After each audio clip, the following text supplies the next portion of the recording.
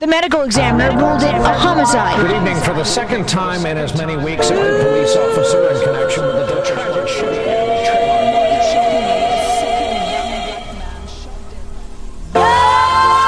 This is the revolutionary self-reevaluation of the Negro. This safe haven, chapel steeple for the upliftment of the people. And there is light.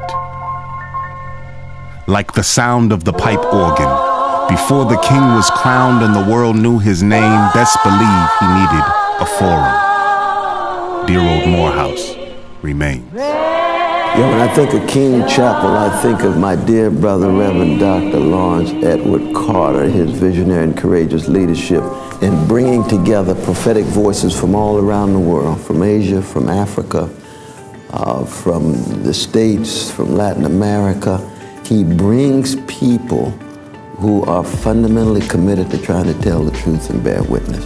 And they drop bombs because for them, they know that they probably will never speak in front of a congregation of 1,800 young black men like that are there just sucking it up. It's powerful, man. The thing in my city that brings people together are funerals and football games. So to have us come together for intellectual discourse and just for camaraderie and no bad ills come from it, it's powerful.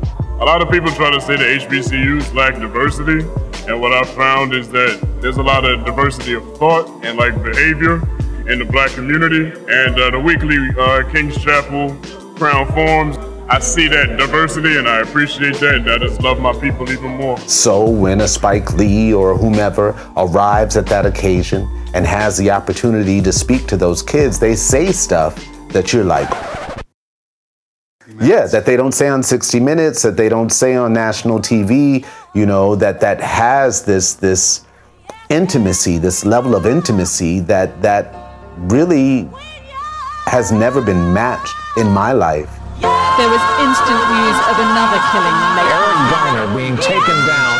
These are the times that try a black man's soul. He was dead. Whether hands up or in illegal chokeholds, park pavilions or Walmart aisle foe. There are few safe spaces for brown male faces, constantly weathered and waned by societal strain.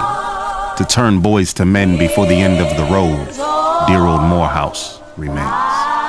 That's probably the highest tribute to Martin King, because Martin, you know, he didn't want just brick and mortar. He didn't really want just folks to focus solely on him. He wanted people to focus on the tradition that produced him, because he's a part of that tradition, but he wanted us to embrace that tradition, to become participants and not just spectators. When King Chapel was built in 1978, it was a beautiful building, and they knew that it was going to be a multi-purpose place. I mean, they had pageants and all types of stuff here, ranging from funerals to speeches. It was a heavily trafficked place. But over the next almost 40 years, very little money has been put into King Chapel. And the college, like most black colleges, has to make tough decisions every year. What's our budget going to do? And so it's not that King Chapel has been ignored by the college, but the college has to make tough decisions. This year, what will our budget do? Will we build a new dormitory? Will we build a new academic building? Do we have money for college scholarships? So over the past 40 years, almost nothing has happened here in terms of renovation. The staff has done an amazing job keeping it up.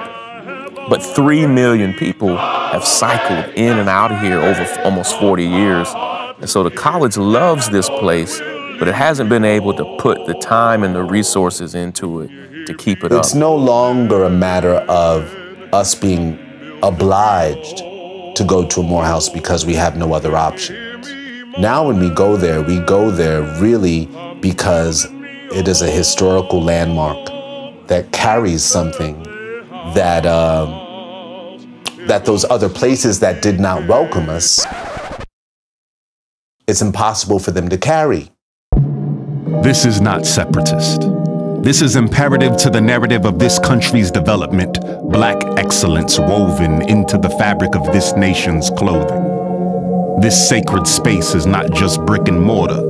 It's the incubator for these heroes of American culture, future thought leaders and world speakers going against the grain, setting the world ablaze, creating a new legacy, the black, brown, yellow, and ebony, dear old Morehouse remains. I think that anybody who has any commitment to Martin Luther King Jr., his example, his witness, and his legacy, ought to zero in on the chapel here at the college that helped shape and mold it. These walls are sacred. Our American heroes have been nurtured in these halls and walls. And so now, for those of us who value our history, who value, you know, the fact that we'll be able to bring our children and show our children, hey, look, this is where we have to contribute.